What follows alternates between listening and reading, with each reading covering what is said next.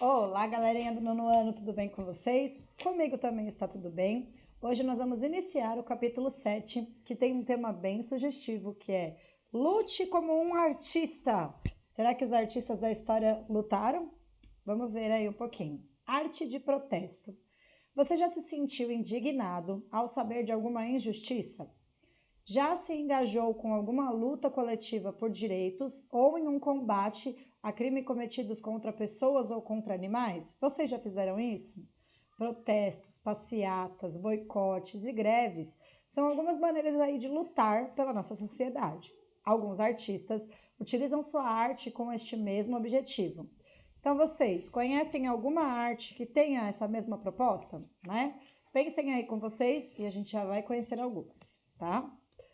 Então, durante a história, a arte ela teve um papel fundamental na sociedade como uma forma de manifestação cultural, de entretenimento, de representar e manter vivas as tradições de um povo.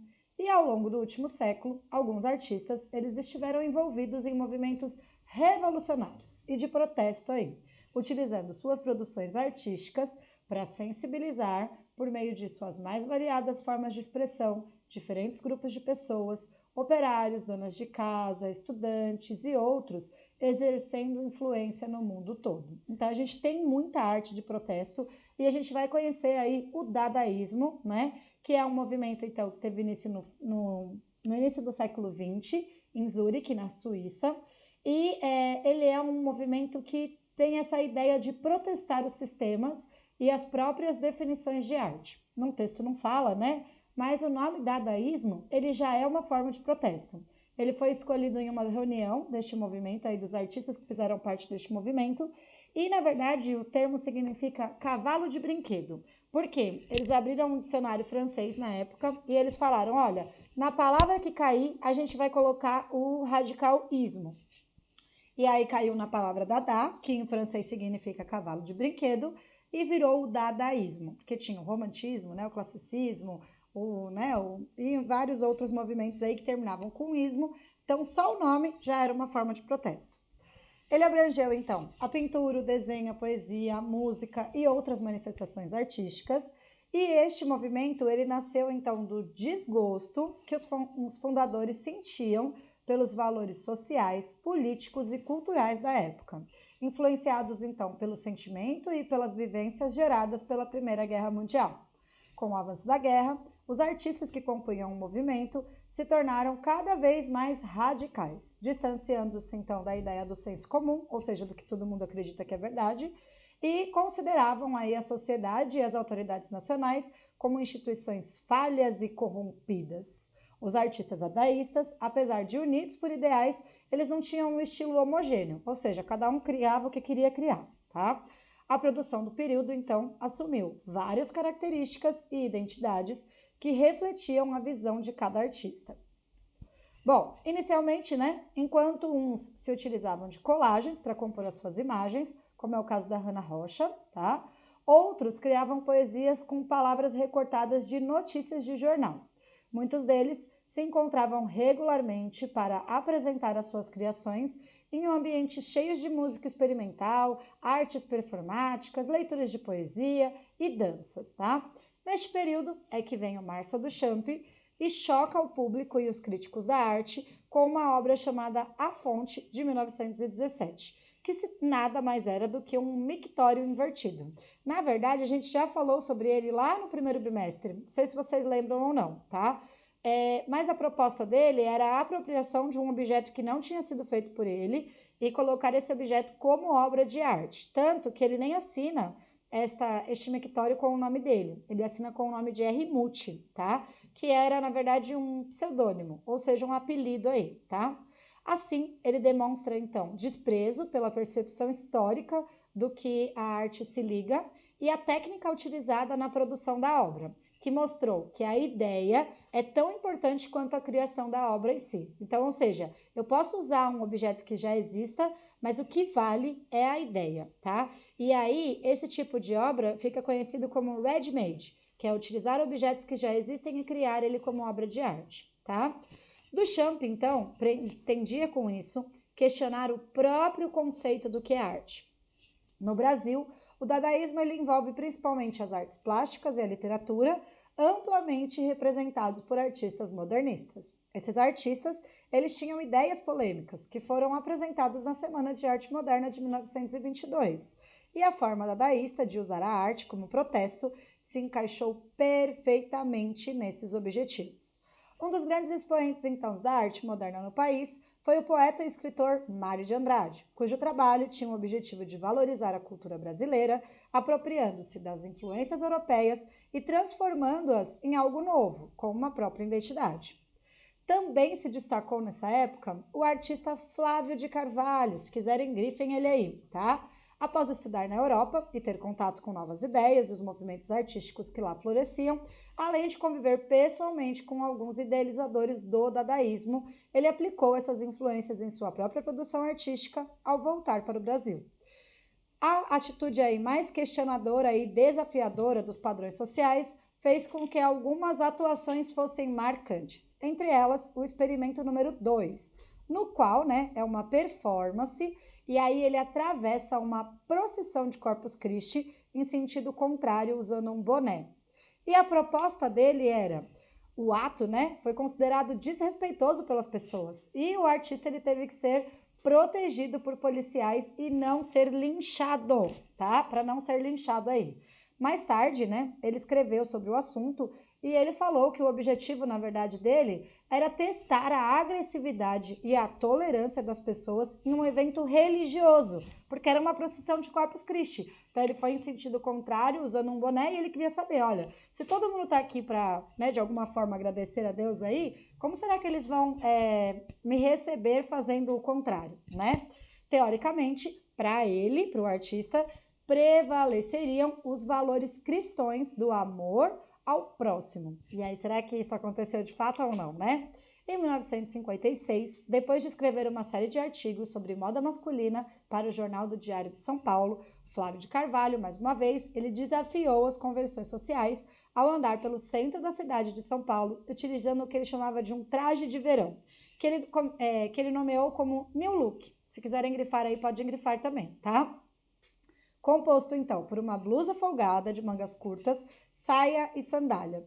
O traje era todo feito em tecidos leves e pensado para ser adequados para homens, em um país tropical como o Brasil. E aí a gente tem uma imagem dele usando esse new look, E aí, lógico, de novo, ele arrastou uma multidão, porque homens não usavam saias, homens não usavam esse tipo de roupa. Então havia toda uma crítica aí por trás, tá? Mais uma vez, o artista utiliza sua arte como forma de estimular uma reflexão sobre as normas sociais de vestimento e comportamento normalmente aceitas e seguidas sem questionamento. Ou seja, hoje em dia a gente já tem muito sobre isso, Olha, será que eu posso questionar por que eu tenho que usar esse tipo de roupa? Por exemplo, na minha época como adolescente, mulher jamais poderia usar vestido com tênis. E hoje em dia está na moda, Então há todo um questionamento, toda uma mudança de conceito e assim por diante, tá?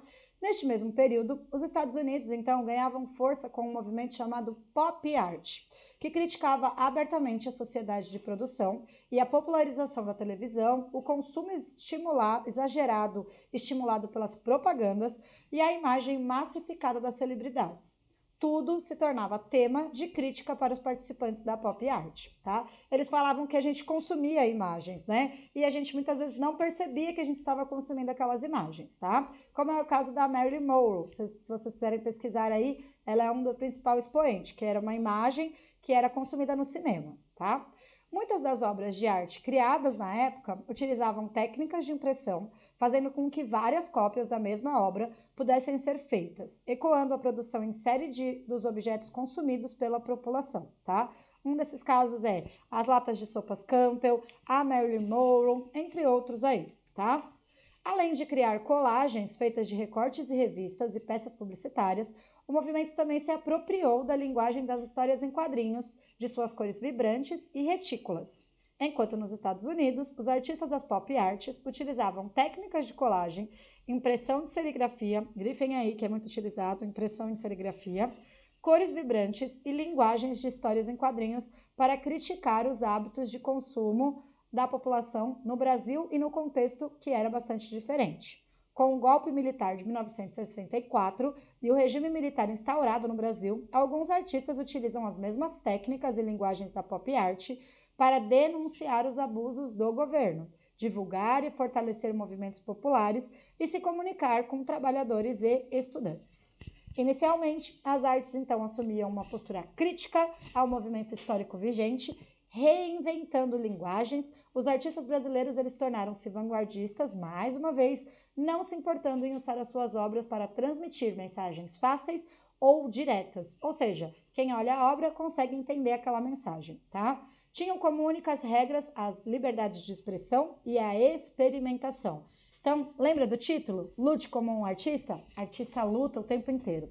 Enfrentando o conservadorismo do governo em vigor, muitos artistas se engajaram politicamente. Nasceu, então, o que eles chamam de nova figuração brasileira, também chamada de pop art brasileira, que era um movimento inspirado nas técnicas da linguagem da pop art estadunidense, mas com temas políticos que refletiam os problemas sociais brasileiros enfrentados no período. Um dos expoentes dessa nova figuração brasileira é o arquiteto e artista Cláudio Tosi, que realizou então a pintura de grandes painéis com serigrafia, que era a técnica usada no pop art também, manipulação fotográfica e simulação de retículas por meio de rolos de pinturas modificados, com temas políticos.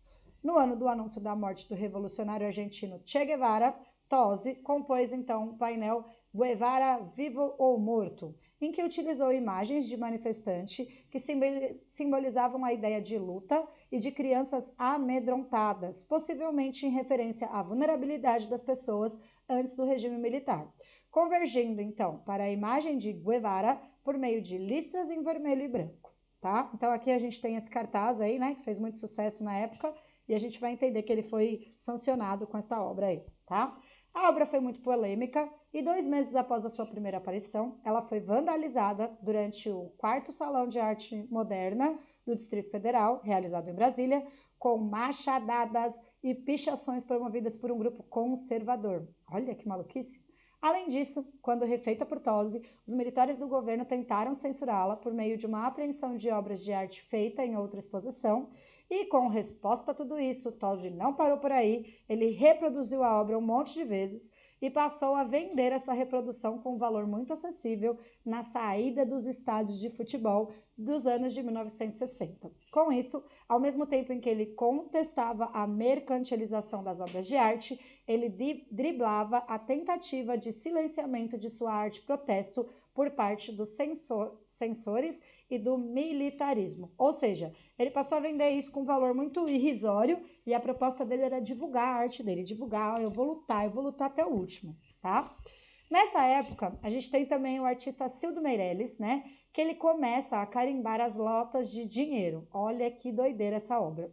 Ele carimbava as obras com uma frase assim: quem matou Herzog? Herzog, na verdade, era um jornalista, né? Que foi morto pelas autoridades militares em 1975. Se eu não me engano, ele foi... Como é que chama quando é?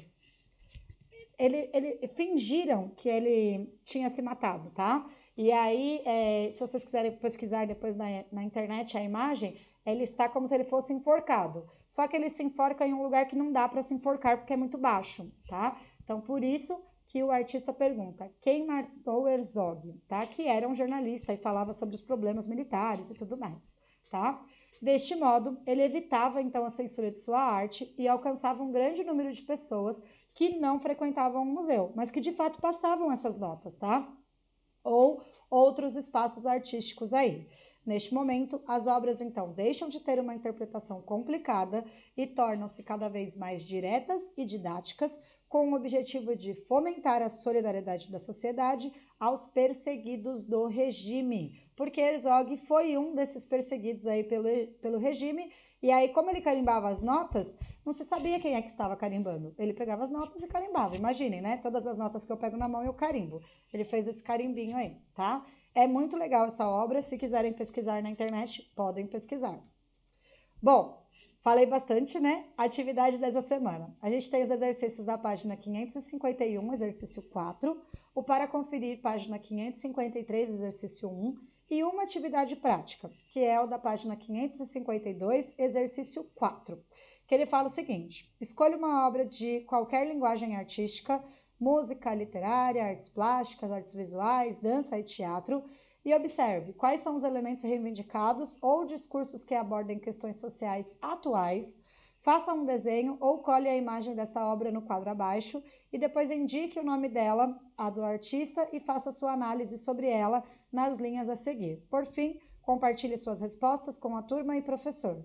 Pode ser alguma obra que eu tenha mencionado durante a aula, né, durante a videoaula, ou pode ser alguma obra que vocês queiram me contar sobre a crítica social que esta obra tem aí no mundo da arte, certo?